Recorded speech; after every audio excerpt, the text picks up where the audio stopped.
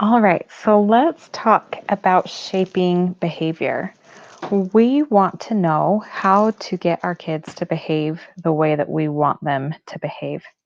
So we've got to learn the steps of shaping behavior. And I have thought about this and tried to figure out the best way to be able to teach this to you. And these are the steps that I have come up with that are going to be simple and straightforward so that it is easy for you to remember how to shape behavior. So, step number one is to get clear about your boundaries and expectations. Um, we talked about this a little bit in last month's videos that we need to understand what our boundaries are around our homes, around how people will be treated, around electronics, around mealtime, around honesty, all of those different categories in our families to be able to help our own thinking about the boundaries. A good analogy that I heard recently is imagine that you got a new game and it didn't have any rules in the game. It just had the pieces. And you didn't know how to play, and your family didn't know how to play, and you all argued about what the rules for the game would be and how frustrating that experience would be. Versus picture that you got a new game and it had clear rules and expectations laid out. Then the game could be about enjoying the game and enjoying one another rather than arguing about the rules. That is the same thing with our family, that we need to become clear about the boundaries and about the rules so that we know how things are supposed to be played and we know how things are supposed to go. And we aren't spending our time arguing, rather, we're spending our time just playing the game. Now, that doesn't mean that parenting is going to feel like a game. It might feel like a life and death kind of game and a little bit frustrating at times. Now, the next step is to communicate boundaries clearly. So, I mentioned before that the brain is like a blank slate, that our children are born not knowing what the boundaries are, what the expectations are, what the rules are, what choices are positive, which choices are negative. And so we need to start to communicate with our kids what the boundaries and the rules of the home and ourselves as individuals and life are. Now, you can assume that your kids do not know anything and that you're going to have to spell it out very clearly for them. And we're going to teach you more about that in the clear communication video.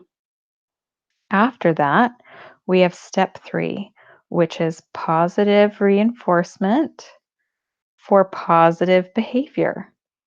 We mentioned in the video on the brain that we want to give positive reinforcement for positive decisions to start to teach our kids what behavior is okay, that it's not enough to teach our kids what behavior is not okay, and it is not enough to just give consequences, but we need to teach our kids how to behave, and we do that through positive reinforcement for positive behaviors. Step number four are uncomfortable consequences for negative decisions. When a child crosses a boundary or breaks a rule, there needs to be feedback to their brain that that is not going to pay off for them in the long run. And we do that through carefully using wise consequences. And we're going to teach you all about that. So, with steps three and four, we have the full combination that we need to be able to give feedback to the brain, of giving the information of what behavior is positive and what behavior should be repeated and what behavior is negative and should not be repeated. Now, step number five that we're going to learn about is evaluate, tweak, repeat. So, just like our kids are born being scientists and they are wanting to test out the world and see what is going to work and what isn't going to work, as parents, we get to test with our kids and find what's going to work and what isn't going to work. We may find that one kind of positive reinforcement doesn't work for one child, but it works for another. Or we may find that a consequence doesn't work for one child and it works for another. Or it's just not working at all. So we need to constantly be evaluating the effectiveness of the tools that we're using. And if they're not working, we need to tweak the ones that aren't working. If they are working, we need to repeat the ones that are working. So we're going to learn a little bit more about that in that section.